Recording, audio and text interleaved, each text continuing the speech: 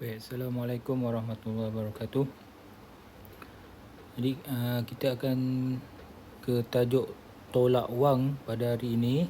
Okey, minggu lepas kita dah belajar tambah wang. Hari ini kita akan belajar tajuk tolak wang. Okey, bila tolak wang awak kena ingat mesti nombor yang besar atau tolak nombor yang kecil. Okey, bila tak boleh tolak awak kena pinjam. Okey. Itu asas untuk tolak. Tak kira lah tolak apa, tapi yang mesti awak tahu, bila tolak awak kena tahu nombor besar mesti tolak nombor kecil. Bila nombor tu tak boleh tolak, awak kena pinjam dengan sebelah. Okey. Kita tengok contoh A. Okey, contoh A ni berapakah beza harga piano dengan harga gitar? Jadi kalau awak buat dalam bentuk lazim, jadi awak kena susun lah. Okey. Jadi saya tulis kat atas ni 3,800 tolak RM760. Susun mesti betul. Okey. Ini dia ada bahagian ringgit je, tak ada sen. Jadi tak ada masalah. Okey, awak susun. Jadi tolak macam biasa. Tolak awak dah tahulah. Kalau ada yang tak faham tolak lagi, awak kena belajar lagi lah macam mana nak kena pinjam. Bagi contoh, sifar ni tak boleh tolak dengan 6. Awak kena pinjam dengan 8. 8 tinggal 7, sifar dia jadi 10. Lepas tu tolak macam biasa. Okey. Okey. Jika melibatkan 3 nombor, sebagai contoh soalan 1B ni, melibatkan 3 nombor, RM4,600 tolak RM3,800 tolak RM760. Okey. Dia bukan macam tambah. Tambah awak boleh susun 3-3. Lepas tu awak tambahkan. Dalam tolak ingat, bila melibatkan lebih daripada 2 nilai, awak tak boleh nak susun dalam bentuk lazim secara terus 3 nombor. Okey. Dia kena 1-1. Okey. Sebagai contoh, awak boleh susun macam dalam contoh ni. Okey. 4,600.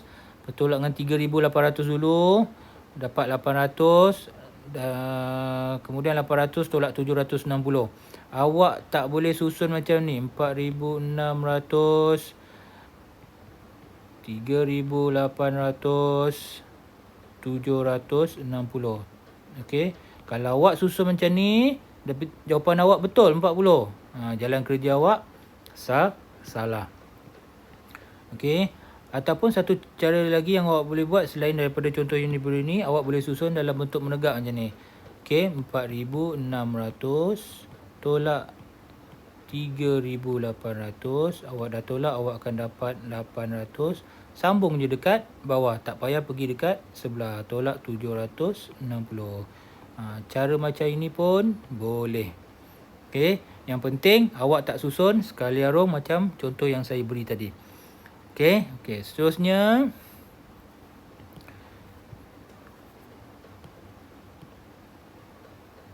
contoh yang kedua. Okey, jika dia ada melibatkan sen.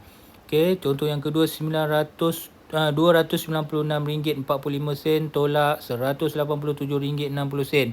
Okey, ini cara nak susun dalam bentuk lazim. Susun dalam bentuk lazim. Okey. Ini cara nak susunnya. Sen dengan sen, ringgit dengan bahagian ringgit. Dia bagi dua macam ni. Okey, ini bahagian sen, ini bahagian ringgit. Okey, jadi awak kena asingkanlah. Tolak seperti biasa. Tak boleh tolak, kena pinjam sebelah. Okey. Untuk contoh yang ketiga, ini yang penting. Contoh yang ketiga, ramai mungkin yang akan buat silap. Okey, tengok contoh yang ketiga. Dia melibatkan RM700 tolak RM638.90 tolak RM95. Dia melibatkan nombor yang ringgit sahaja, tak ada sen. Dia melibatkan nombor ringgit dan sen. Dia melibatkan nombor sen sahaja.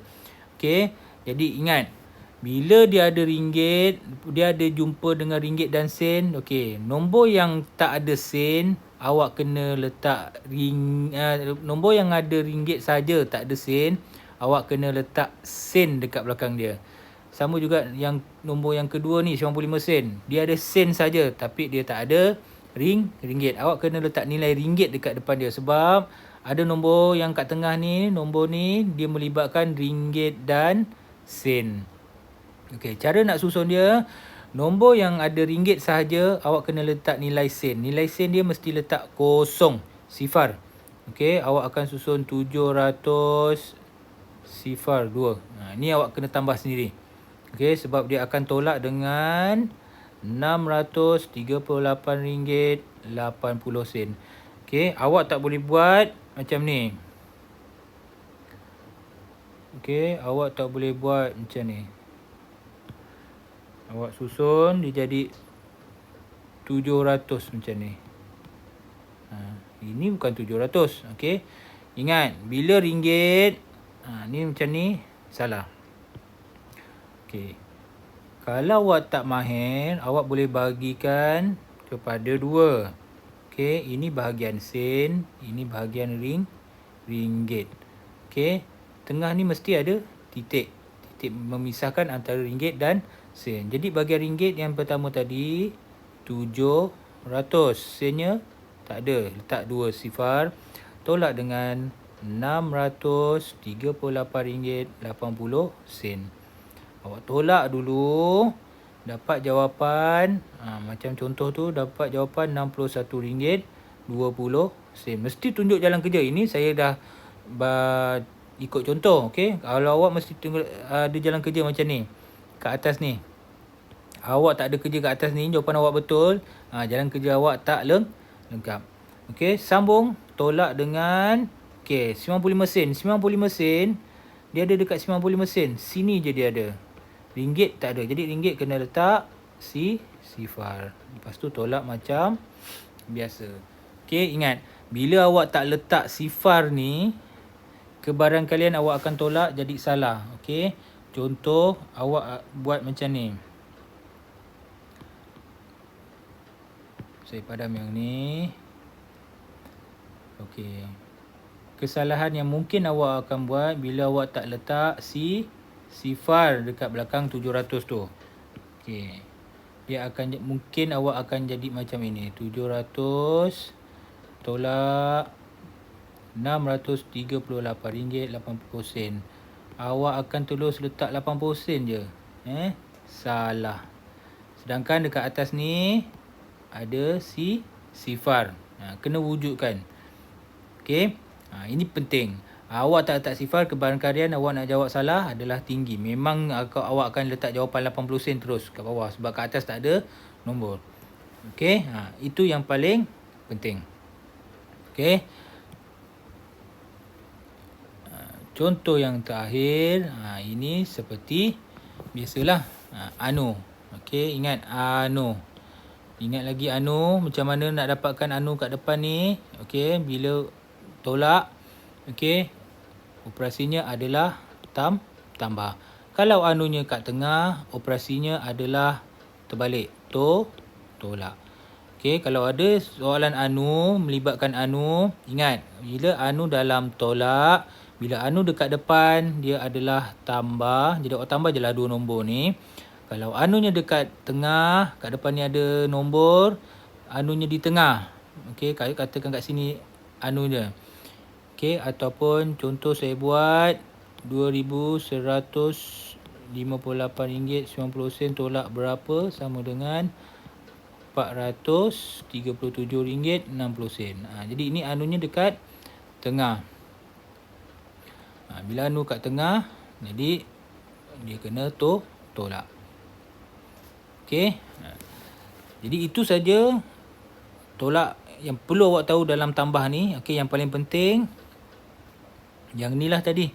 Bila bertemu nombor yang tak ada sen, dia dalam kawan-kawan dia yang lain tu, dia berjumpa dengan nombor yang ada sen. Okey, jadi cara susun tu mesti penting. Betul. Kalau awak susun salah, jawapan awak akan salah. Jadi cuba buat latihan dan kemudian hantar. Dalam latihan tu ada bentuk soalan yang macam ni. Okey, jadi saya nak tengoklah macam mana awak buat. Okey, sekian saja pelajaran kita pada hari ini. Buat latihan dan kemudian hantar. Assalamualaikum warahmatullahi wabarakatuh.